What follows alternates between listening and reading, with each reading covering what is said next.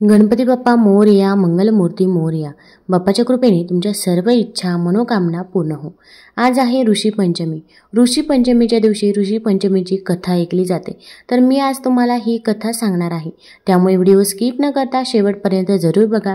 चॅनलमध्ये नवीन असाल तर चॅनल लाईक करा आणि सबस्क्राईब देखील करा.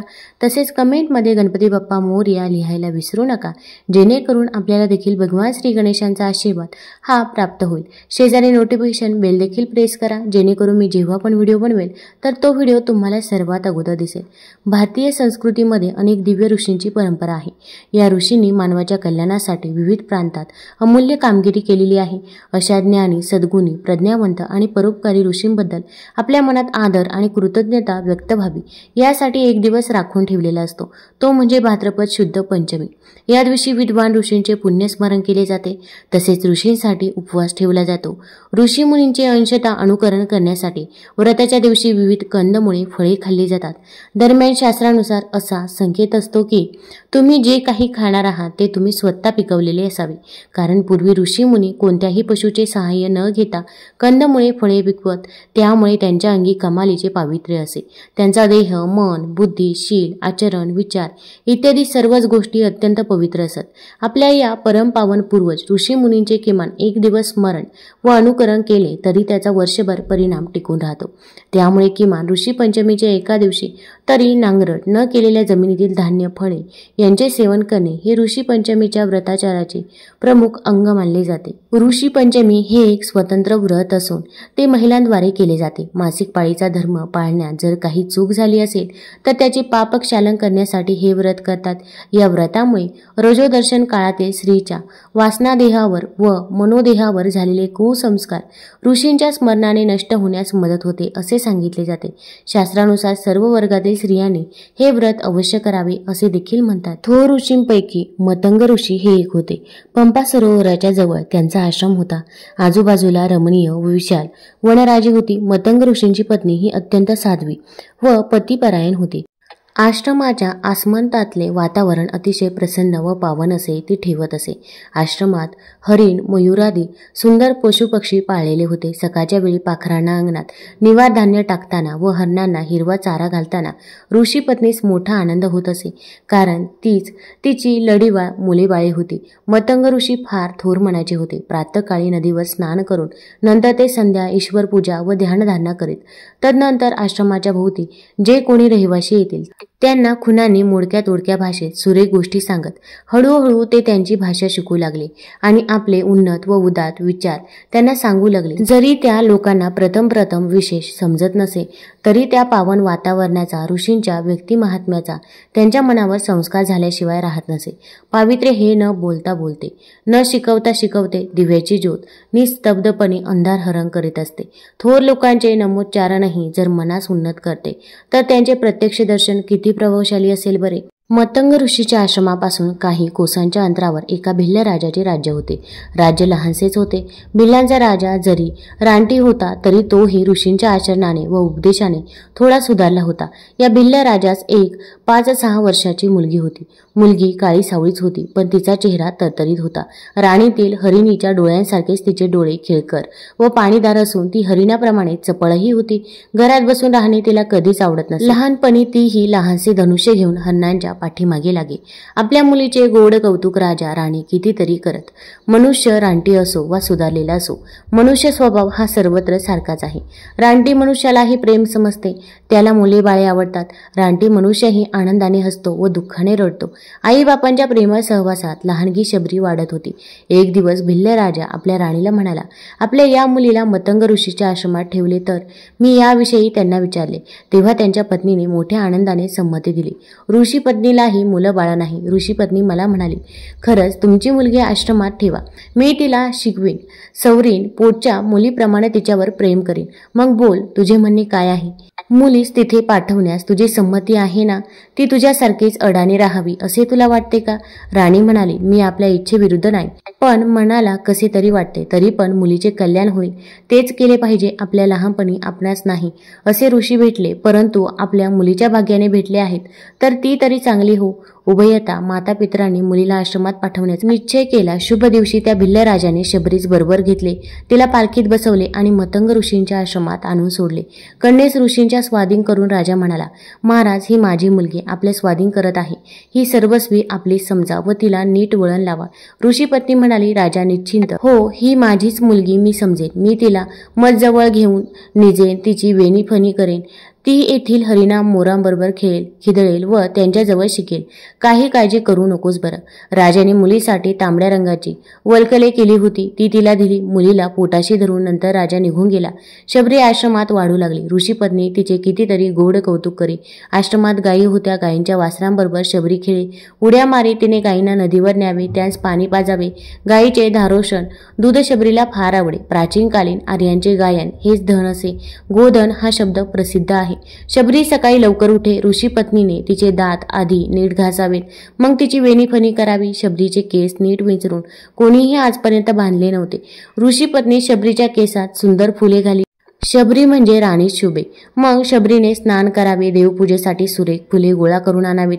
दुर्वांकुराने गुंफून तिने हार करावेत व आश्रमाच्या दारावर त्यांचे तोरणे करून लावावीत. ऋषींची पूजा वगैरे झाली म्हणजे शबरीला जवळ घेऊन ते तिला सुंदर स्तोत्र शिकवीत. सूर्याच्या उपासनेचे मंत्र अर्थासह तिला म्हणायला सांगत. उषा देवीची सुंदर गाणी ते तीच कडून म्हणवीत. उषा देवीचे एक गाणे मतंग ऋषींना फार आवडे. त्याचा अर्थ पुढील प्रमाणे होता. ती पहा अमृताची जणू काय ध्वजाच, अमर जीवनाची जणू पताकाच. अशी उषा येत आहे. ही उषा लवकर उठणाऱ्याला संपत्ती देते. ही आकाश देवतेची मुलगी आहे. सुंदर दवबिंदूचे हार घालून आपल्या जगजगीत रथात बसून ती येते.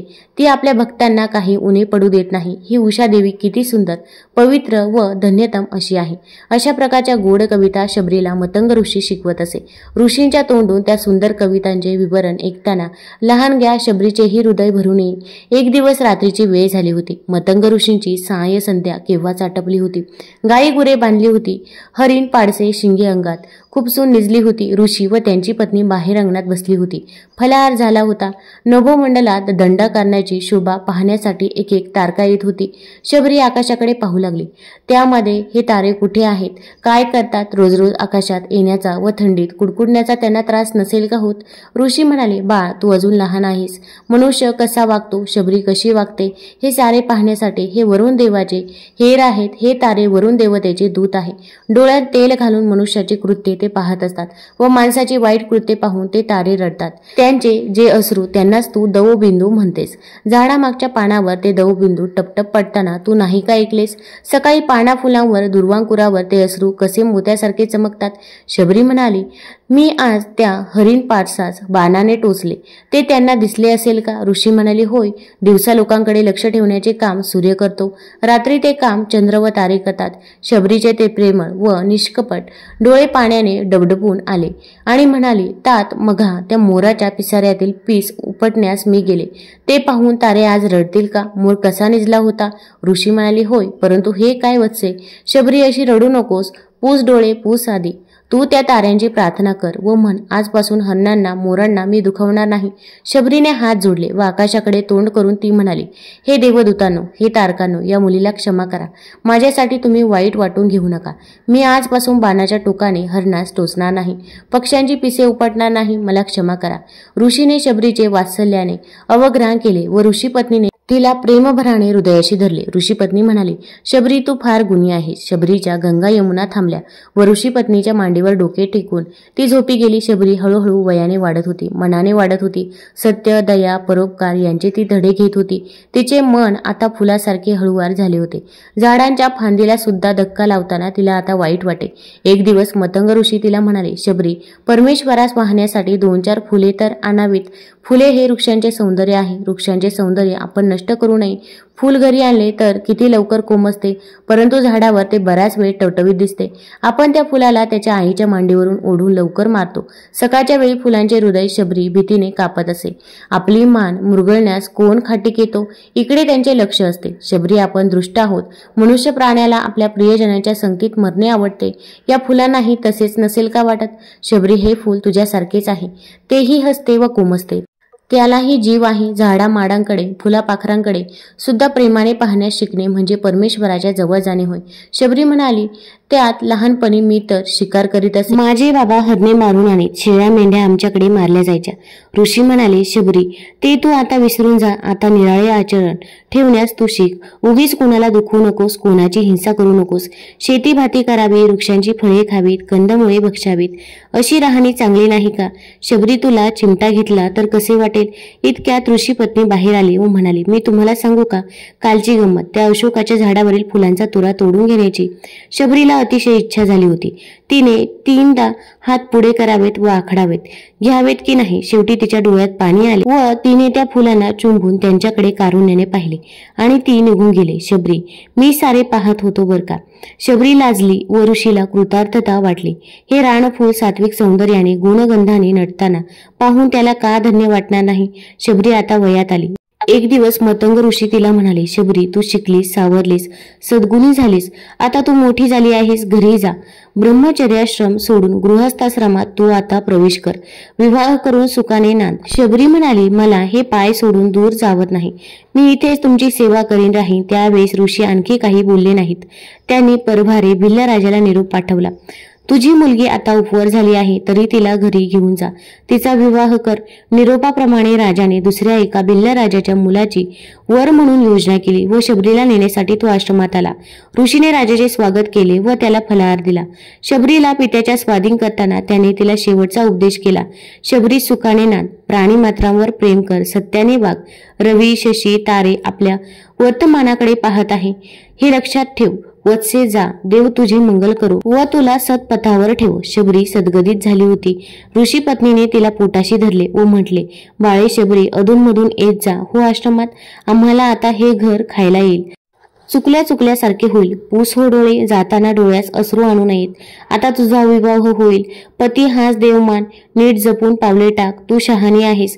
मोठ्या कष्टाने शबरी निघाली. ऋषी व ऋषी पत्नी काही अंतरापर्यंत गोदेच्या प्रवाहापर्यंत पोहोचवीत गेली. एक हरिण शावक शबरीने बरोबर नेलेच. शबरी गेली व जड पावलाने ऋषी व ऋषी पत्नी आश्रमात परत आली. त्या दिवशी त्यास चैन पडले नाही. शबरीची पदोपदी त्यांना आठवणे. आज 10 वर्षांनी शबरी राजवाड्यात परत आली होती. ती गेली त्यावेळी लहान होती. आज ती नवयौवन संपन्न झाली होती. गेली तेव्हा अविकसित मनाने गेली. आज विकसित मनाने सत्य, दया, हिंसा, परोपकार, प्रेम इत्यादी सद्गुणांनी फुललेल्या मनाने ती आली होती.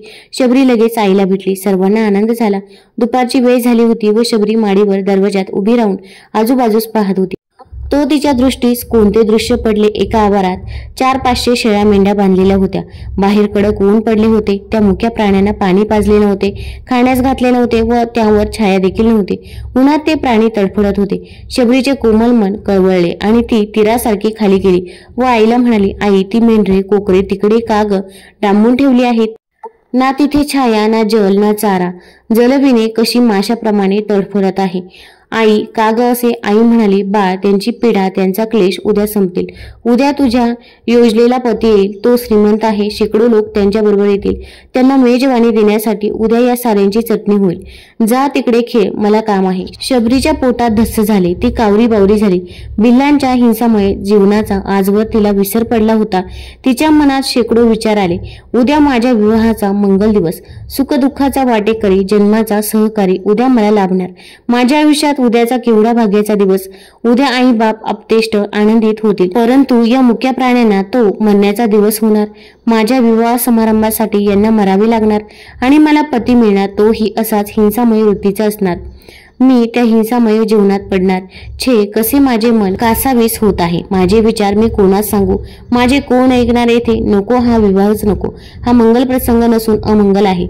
माझ्या जीवनाच्या सोन्याची पुन्हा राख होणार. आपण इथून तत्काळ निघून जावे. राणावनात तपश्चर्येत काळ घालवावा. शबरीचे डोळे भरून आले. ती आता रात्रीची वाट पाहत बसली. वाड्यात सर्वत्र लग्नघाई चाललीच होती.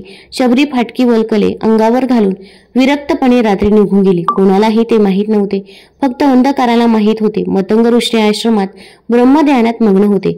सकाळचे काम करण्यात ऋषी पत्नी गढून गेली होती. इतक्यात शबरी तेथे आली. शबरीला पाहताच मोर नाचू लागले, हरणे उड्या मारू लागली, गायींची वासरे हंबरू लागली. ऋषींनी डोळे उघडले. मुख काळाम्लान झालेली, दृष्टी अश्रूंनी डवरलेली अशी शबरी पाहून ते आश्चर्यचकित झाले. शबरीच्या मुखेंदूवरील अश्रूंचे पटल पाहून ऋषींचे अंतःकरण विरघळले.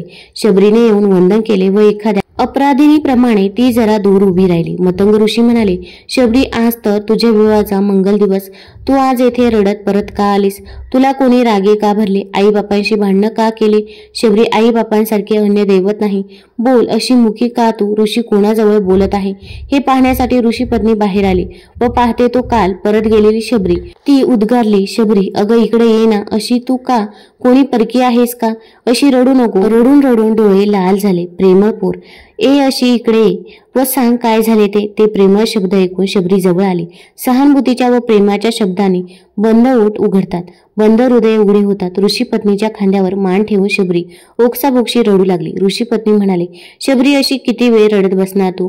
उगी नाही का राहत? काय झाले ते सारं सांग. या रडण्याने आम्ही काय बरे समजावे? शबरीने डोळे पुसले आणि ती हात जोडून म्हणाली, आई, मला येथेच आश्रमात राहू द्या. मला आजपर्यंत आपण आधार दिलात असाच पुढे द्या. मला नाही म्हणू नका. मी माझे आयुष्य आनंदाने येथे कंठीण आश्रमाची झाडलोट करीन, तसेच गाई गुरे देखील सांभाळीन. तुमचे अमोल बोल ऐकेन. ऋषी म्हणाली, शबरी, तू तर विवाहासाठी गेली होतीस. तू आता यौवन संपन्न झाली आहेस. आश्रमात तरुण मुलीला ठेवणे आम्हालाही जरा संकटच वाटते. शिवाय येथे दक्षिणेकडील राक्षसांचा कधी मधी हल्ला येईल. तू पतीसह संसार करावास हे योग्य. वेल ही वृक्षावर चढल्याने शोभते. शबरी, असा वेडेपणा करू नकोस. जा, घरी माघारी जा. सुखाचा नेटका संसार कर. शबरीला हुंदका आला. तो तिला आवरेना. ती अगदी रडू लागली. म्हणाली, असे कठोर नका हो. मला मग आजपर्यंत शिकवले तरी कशासाठी? सत्य, दया, हिंसा, परोपकार, प्रेम इत्यादी गुण आपण शिकवलेत. मी घरी गेले तर माझ्या विवाहासाठी शेकडो मुक्या प्राण्यांचा संहार होणार. ती मेंढरे कशी तडफडत होती. त्यामध्ये भिल्लांचे जीवन हिंसामय आहे. मला मिळेल तो पती व सारी सासरची मंडळी हिंसामय जीवनात आनंद मानणार. येथे मी कशी सुखाने राहू? मला इकडे आण तिकडे विहीर असे झाले आहे. बाप खाऊ घालेना, आई भीक मागू देना, अशी स्थिती माझी झाली. गंगा आसऱ्यासाठी समुद्राकडे गेली व समुद्राने तिला झिडकारले तर तिने जावे कोठे? नदी जलचरांवर रागवली तर त्यांनी कोठे जावे? महाराज, माझ्याबद्दल आपल्या मनात संशय येऊ देऊ नका. मी तरुण असले तरी आपल्या पवित्र सानिध्यात असल्यावर माझे पाऊल वेडेवाकडे पडणार नाही. आपले संरक्षण असले, आपली कृपादृष्टी असली, आपला आशीर्वाद असला म्हणजे माझ्याकडे वाकड्या नजरेने पाहण्याची कोणाची हिंमत नाही. मला नाही म्हणू नका. मी तुमची मुलगी. तुम्ही वाढवली, तुम्ही पदरात घ्या. नका पायाने लुटू. कृपा करा आई, कृपा कर. ऋषी शबरीला म्हणाले, मुली, तू मनाने फार थोर झाली आहेस. राहा माझ्या आश्रमात, तू राहा. शबरीच्या अंगावर एकदम मूठभर मात चढल्यासारखे झाले. रडणारे डोळे हसू लागले. प्रेममय व शांत झाले. लगेच शबरी घरच्या प्रमाणे वागू लागली. कामधंदा करू लागली. पंपा सरोवराचे पाणी भरून घट आणू लागली. आता शबरीच्या जीवन पावित्र्य, समाधान, आनंद, सरळता यांचे झरे वाहू लागले. शबरीचा पिता आला, परंतु मतंग ऋषींनी त्याला सर्व समजावून सांगितले. पिता न संतापता पुनरुपी माघारी गेला. शबरीचे जीवन संतपणे वाहू लागले. शबरी आता तपस्विनी झाली. मतंग ऋषींजवळ सुखसंवाद करण्यात तिचे दिवस आनंदाने निघून जात. एक दिवस मतंग ऋषी म्हणाले, शबरी, परमेश्वर जरी सर्व चराचरामध्ये भरून राहिला असला तरी काही वस्तूंमध्ये परमेश्वराचे वैभव जास्त स्पष्टपणे प्रतीत होते व आपले मन तेथे विनम्र होते. उदाहरणार्थ हा वटवृक्ष पहा. सर्व वृक्ष वनस्पतींमध्ये ईश्वरी अंश भरलेला आहेच, परंतु गगनाला आपल्या फांद्याने उचलून धरणारा, आजूबाजूस आपले प्रेमळ पल्लवित हात पसरून विश्वाला कवटाळू पाहणारा, हजारो पाखरास आश्रय देणारा हा वटवृक्ष पाहिला म्हणजे याच्या ठिकाणी असलेले परमेश्वरी वैभव जास्त स्पष्टपणे प्रकट झालेले आपल्याला दिसते. ऋषींच्या उपदेशाच्या गोष्टी ऐकताना तिच्या मनात विचार येई की असे अमोल बोल आता किती दिवस ऐकण्यास मिळणार? ही पवित्र गंगोत्री लवकरच बंद होईल का? ऋषींचे शब्द सतत ऐकत बसावेत असेच तिला वाटे. एक दिवस मतंग ऋषी तिला म्हणाले, शबरी, मरण हे कोणाला टळले आहे? केलेली वस्तू मोडते, गुंफलेला हार कोमजतो. जे जन्मले आहे ते मरणार, उगवले ते सुकणार. सृष्टीचा हा नियमच आहे. शबरी, एक दिवस तुला मला हा मृण्मय देह सोडून जावे लागणार. फूल कोमजले तरी त्याचा रंग, त्याचा सुगंध आपल्या लक्षात राहतो. त्याचप्रमाणे माणूस गेले तरी त्याचा चांगुलपणा विसरला जात नाही. मतंग ऋषी असे बोलू लागले की शबरीला वाटे ही निर्वानिर्वीची भाषा गुरुदेव का बोलत आहे? हे शेवटचे का सांगणे आहे? आज मतंग ऋषी स्नान संध्या करत होते. एकाएकी त्यांना भोवळ आली. शबरी तीराप्रमाणे तेथे धावत आली आणि पल्लवांनी वारा घालू लागली. ऋषी पत्नीही आली व तिने पतीचे मस्तक मांडीवर घेतले. ऋषींनी डोळे उघडले. ते म्हणाले, आता हा देह राहत नाही. तुळशीपत्र आणा. पंपा सरोवराचे पाणी आणून मला 2 थेंब द्या. शबरी, जीवन अनंत आहे, मरण म्हणजे आनंद आहे. शबरीने पाणी देऊन तुळशीपत्र तोंडावर ठेवले. ओम ओम म्हणत मतंग ऋषी परब्रह्मात विलीन झाले. ऋषींचे प्राणोत्क्रमण होताच जिच्या मांडीवर त्यांचे मस्तक होते ती त्यांची प्रेमळ पत्नीही एकाएकी प्राण सोडती झाली व तीही तिथे मरण पावली। बिचारी शबरी पोरकी झाली। तिला आता कोण पुसणार, तिला ज्ञान कोण देणार, रोज नवीन विचारांची नूतन सृष्टी तिला कोण दाखवणार। शबरी, आज तू काहीच खाल्ले नाहीस, ही 2 फळे तरी खाच असे तिला प्रेमाग्रहाने आता कोण म्हणणार। शबरीचा आधार तुटला, मूळ तुटलेल्या वेलीप्रमाणे तीही पडली, परंतु सावध झाली। तिने चिता रचली आणि गुरुचा व गुरुपत्नीचा देह तिने अग्निस्वाधीन केला। मृत्यूदेव आला व शबरीची ज्ञान देणारी माता पितरे तो घेऊन गेला। मृत्यू ही प्राणीमात्राची आई आहे।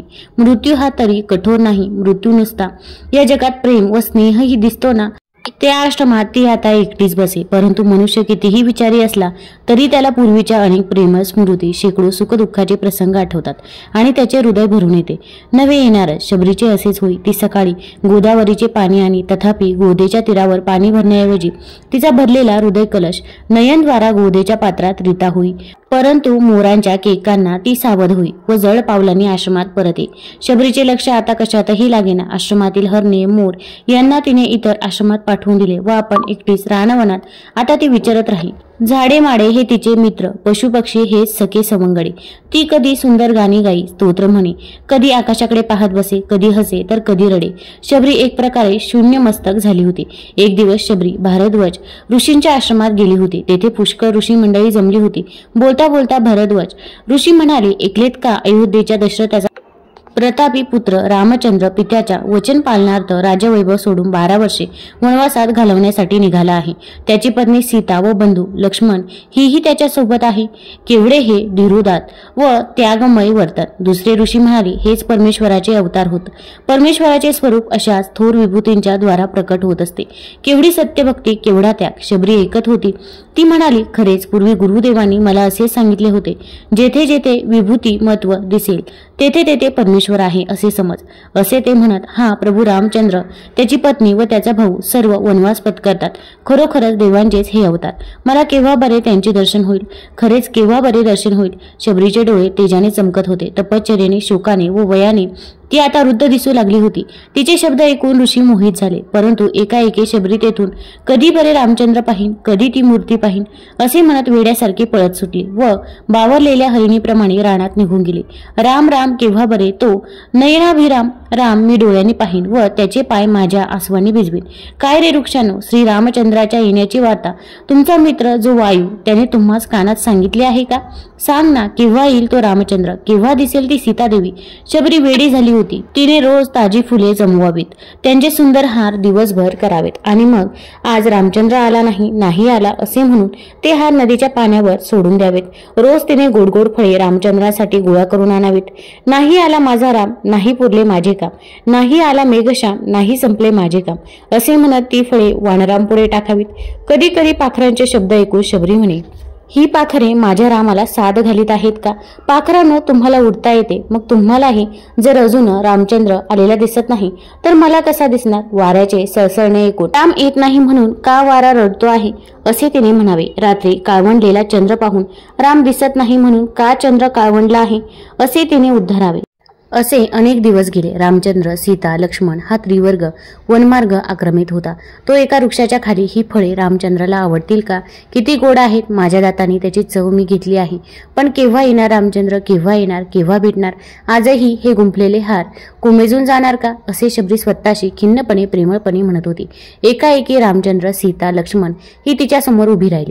शबरी चमकली, तिचे डोळे अश्रूंनी चमकले। ती उठून म्हणाली, तुम्हीच ते, मला जरी माहीत नाही तरी तुम्हीच ते, तुम्हीच रामचंद्र होईना। तुमचे प्रसन्न मुखच सांगत आहे। सीतामाई व प्रेमळ बंधू लक्ष्मण, तुम्हीच ते, किती तुमची वाट पाहत होते। तुमच्यासाठी दररोज फळे गोळा करावीत, हार गुंफावेत। लबाड वारा सांगेना, पाखरे सांगेना, तुम्ही कधी येणार? ते बरे झाले आलात तुम्ही, मला दर्शन दिले, मी कृतार्थ झाले। माझे गुरुदेव म्हणत, ज्याच्या ठिकाणी अनंत सद्गुण असतील तो परमेश्वर समजावा। तुम्ही निर्दोष निष्कलंक आहात, तुम्हीच माझे परमेश्वर आहात। या बसा, मी तुमची पूजा करते असे म्हणून तिने तिघांना पल्लवावर बसवले। तिने त्यांचे पाय धुतले व अश्रूंचे गडद पाणीही मधून मधून त्यावर घातले। नंतर तिने त्यांच्या गळ्यात घवघवीत हार घातले व ती मधुर फळे त्यांच्या पुढे ठेवली। रामचंद्र, सीता व लक्ष्मण या सर्वांचे अंतःकरण भरून आले। त्यांनी ती फळे खावीत ना? शबरी म्हणाले, देवा, मी मूळची भिल्लीन म्हणून का फळे खात नाही, परंतु मी निर्मळ व प्रेमळ आहे. प्रेमाला भक्ताला विटाळ नसतो. ही बोरे मुद्दाम मी चाखून पाहिली. चांगली गोड फळे पाहिजेत ना माझ्या रामाला. ह रामा घ्या ना, सीतामाई घ्या ना. सर्वांनी फळे घेतली. पालशद्रोणातील पाणी तिने त्यांच्या हातावर घातले. नंतर शबरी उभी राहिली व हात जोडून म्हणाली, देवा रामचंद्रा, जलद श्यामा रामा, सार्थ झाले तुझला बघून देवा. मम डोळे धाले, उत्कंठाजी धरुणी हे होते प्राण, झाली देवा तृप्त. शबरीने गाणे म्हणले व मला पदरात घ्या असे म्हणून रामचंद्राच्या पायावर तिने मस्तक ठेवले. परंतु रामचंद्राच्या पायी शबरी पडली. ती पुन्हा उठलीच नाही. विश्वव्यापी परमात्म्यात तिचे चित्ततत्व मिळून गेले. ते देहपुष्प मात्र रामचरणी कोमेजून पडले. तिघांना गहिवरून आलं. शबरीला त्यांनी अग्नी दिला व तिचे गुणवर्णन करीत ती तिघे गेली. शबरी देहाने गेली, परंतु कीर्तिरूपाने सदैव अमर आहे. जोपर्यंत भारतवर्ष आहे, रामायण आहे, राम सीता यांची आठवण आहे, जोपर्यंत जगात भक्ती आहे, हृदय आहे, तोपर्यंत शबरीही आहे. कहाणी ऋषी पंचमीची. एका ऋषीश्वरानं तुमची कहाणी. आटपाट नगर होतं. तिथे एक ब्राह्मण होता. तो आपला शेतीभाती करून सुखानं नांदत होता. एके दिवशी काय झालं, त्याची बायको शिवेनाशी झाली. विटाळ तसाच घरात कालवला. त्या दोघांना काय झालं, तिचा नवरा पुढच्या जन्मी बैल झाला. त्या बाईला आपल्या कुत्रीचा जन्म आला. देवाची करणे. दोघंही आपल्या मुलाच्या घरी होती. तो मोठा धार्मिक होता. देवधर्म करी, श्राद्धपक्ष करी. आल्या ब्राह्मणांचा समाचार घेई एके दिवशी त्याच्या घरी श्राद्ध आलं. बायकोला सांगितलं, आज माझ्या आईचं श्राद्ध आहे, खीरपुरीचा स्वयंपाक कर. ती मोठी पतिव्रता होती. तिने 4 भाज्या केल्या, 4 कोशिंबिरी केल्या, खीरपुरीचा स्वयंपाक केल्या. इतक्यात काय चमत्कार झाला. खिरीचं भांड उघडं होतं. त्यात सर्पानं आपलं गरळ टाकलं. हे त्या कुत्रीनं पाहिलं. मनात विचार केला, ब्राह्मण खीर खातील आणि मरून जातील, मुलाला ब्रह्महत्येचं पातक लागेल. म्हणून उठली, पटकन खिरीच्या पातेल्याला शिवली. ब्राह्मणाच्या बायकोला राग आला. तिनं जळतं कोलीत घेतलं आणि कुत्रीच्या कमरेत मारलं. तो स्वयंपाक टाकून दिला. पुन्हा स्वयंपाक केला. ब्राह्मणांना जेवू घातलं. कुत्रीला उष्टमाष्ट देखील घातलं नाही. सारा दिवस उपवास केला. रात्र झाली तेव्हा ती आपल्या नवऱ्याजवळ म्हणजेच त्या बैलाजवळ गेली आणि आक्रोश करून रडू लागली. बैलानं तिला कारण विचारलं. तशी म्हणाली, मी उपाशी आहे. आज मला अन्न नाही, पाणी नाही. खिरीच्या पातेल्यात सर्पानं गरळ टाकलं. ते माझ्या दृष्टीस पडलं. ब्राह्मण मरतील म्हणून मी पातेल्यास जाऊन शिवले. माझ्या सुनेला राग आला. तिनं जळकं कोलीत घेऊन माझी कंबर मोडली. माझं सारं अंग दुखत आहे. याला मी काय करू. बैलानं तिला उत्तर दिलं, तू आदल्या जन्मी विटाळशीचा विटाळ घरात कालवलास. त्याचा संपर्क मला झाला. त्या दोषानं मी बैल झालो. आज माझ्या मुलानं मला नांगराला धरलं, तोंड बांधून मला मारलं. मी देखील आज उपाशीच आहे. त्यांचं श्राद्ध फुकट गेलं. हे भाषण मुलानं ऐकलं. लागलाच उठून बाहेर आला. बैलाला चारा घातला, कुत्रीला अन्न घातलं, दोघांना चांगलं पाणी प्यायला दिलं. मनात फार दुःखी झाला. दुसऱ्या दिवशी सकाळी उठला. घोर अरण्यात गेला. तिथं ऋषींचा मेळा पाहिला. त्यांना साष्टांग नमस्कार घातला. ऋषींनी त्याला प्रश्न केला, तू असा चिंताक्रांत का आहेस. मुलाने सांगितलं, माझ्या बाप्पाला बैलाचा जन्म आला आहे आणि आईला कुत्रीचा जन्म आला आहे. त्यांना मोक्ष कसा मिळेल या चिंतेत मी पडलो आहे. कृपा करून मला उपाय सांगा. तेव्हा त्याला ऋषींनी सांगितलं, तू ऋषी पंचमीचं व्रत कर. ते व्रत कसं करावं. भाद्रपदाचा महिना येतो. चांदण्या पंखातील पंचमी येते. त्या दिवशी काय करावं. ऐन दुपारच्या वेळी नदीवर जावं. आघाड्याची प्रार्थना करावी. त्याच्या काष्टानं दंत धावून करावं. आवळ काठी कुटून घ्यावी. तीळ वाटून घ्यावे. ते तेल केसाला लावावं. मग अंघोळ करावी. धुतलेली वस्त्र नेसावी. चांगल्या ठिकाणी जावं. अरुंधतीसह सप्तऋषींची पूजा करावी. असं 7 वर्ष करावं. शेवटी उद्यापन करावं. या व्रतानं काय होतं. रजस्वला दोष नाहीसा होतो. पापापासून मुक्तता होते. नाना तीर्थांच्या स्नानांचं पुण्य लागतं. नाना प्रकारच्या दानाचं पुण्य लाभतं. मनी इच्छिलं कार्य होतं. मुलानं ते व्रत केलं. त्याचं पुण्य आईबापाला दिलं. त्या पुण्यानं काय झालं. रजोदोष नाहीसा झाला. आकाशातून विमान उतरलं. बैल होता तो सुंदर पुरुष झाला. कुत्री होती ती सुंदर स्त्री झाली. दोघं विमानात बसून स्वर्गास गेले. मुलाचा हेतू पूर्ण झाला. तसा तुमचा आमचा हो. ही 60 उत्तराची कहाणी 5 उत्तरी सफळ संपूर्ण हो. तुम्हाला जर या कथा आवडल्या असतील तर चॅनल लाईक करा, सबस्क्राईब करा आणि मित्रपरिवारासोबत जरूर शेअर करा. धन्यवाद.